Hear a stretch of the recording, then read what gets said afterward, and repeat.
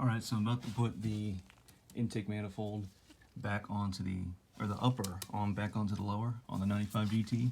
And just for you all, if you're doing this job and you forgot about your routing of the PCV line, so you start with the actual PCV little check valve piece into the bottom of the, or I guess the top of the lower intake manifold first.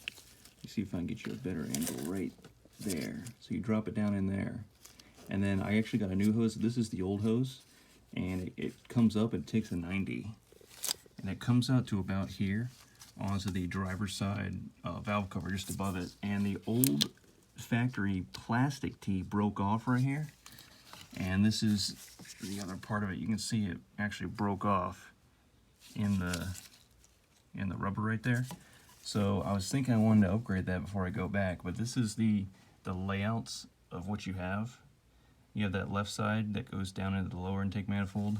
Then you have a straight that comes out, and that's going to go under your intake manifold into that bigger port right where my finger is. And then that smaller port is actually going to be this rubber line here that actually broke off on me. And you can see it's very dry and brittle, so I did get some new line to replace that. And the one side is going to go into that smaller port on the right side there.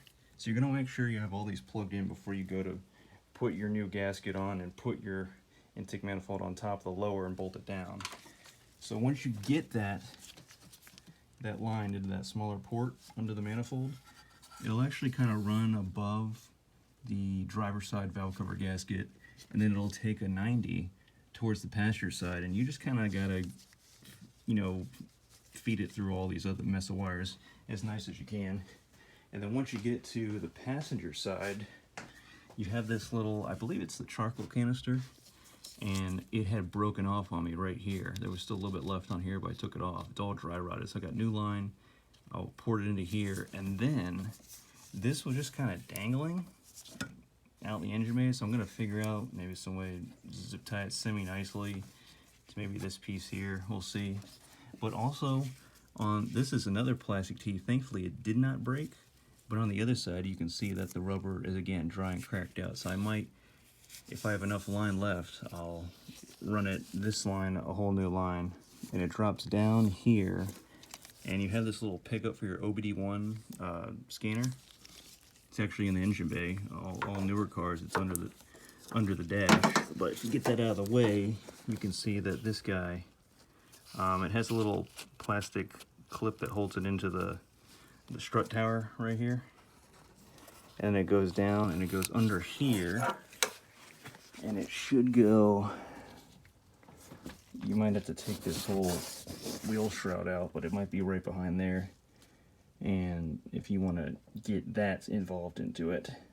So something to keep in mind. And so yeah, I'll do that. I'll get my new gasket on.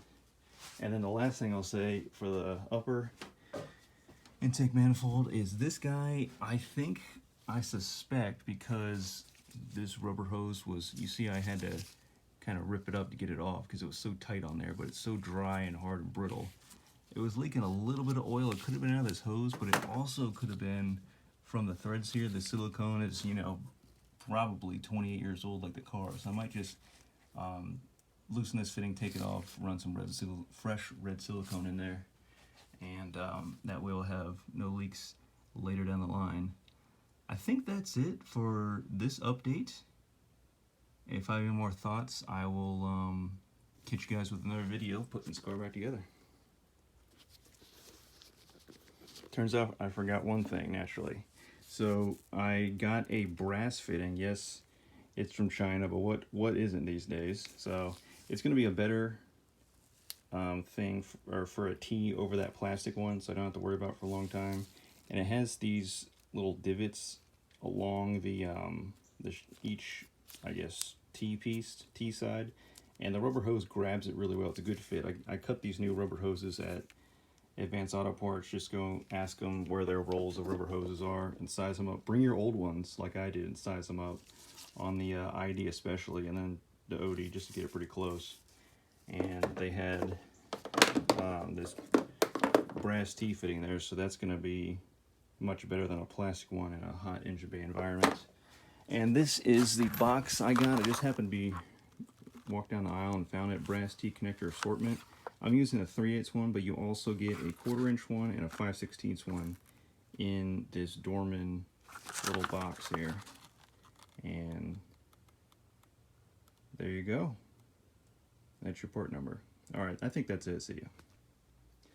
And the tip for reinstalling the upper intake manifold in your 95 or 94 GT, probably Fox buys as well. So before I put any of these bolts in, I got it situated. I got the new gasket sitting on top of the lower, and I put my connection on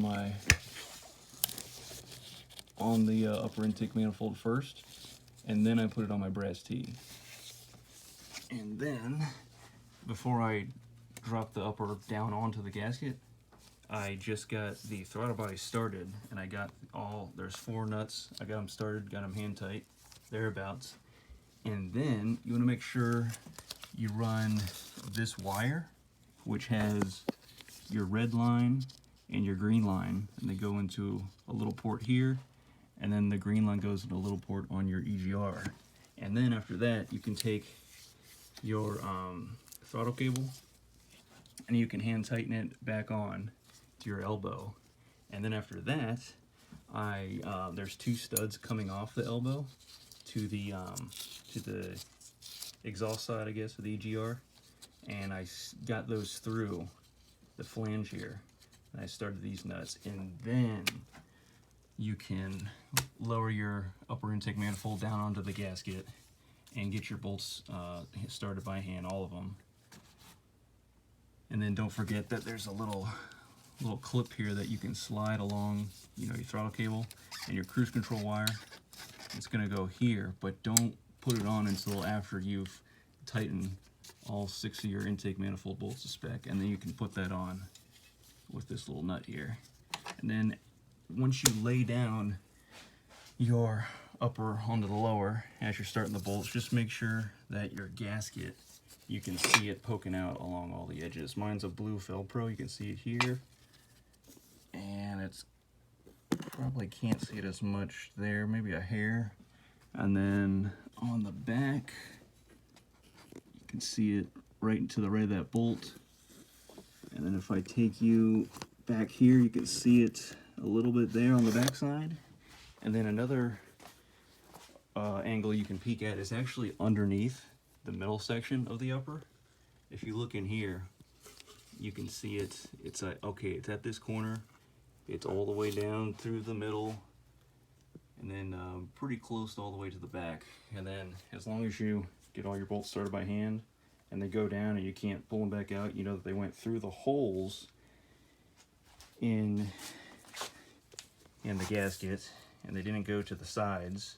You know they didn't go to the sides because the gasket's poking through on the outer edge of what we just checked, pretty much all the way around. And you should be golden. All right. It's just all the little things you want to make sure you get right so you don't have to take it all apart because you missed one little step.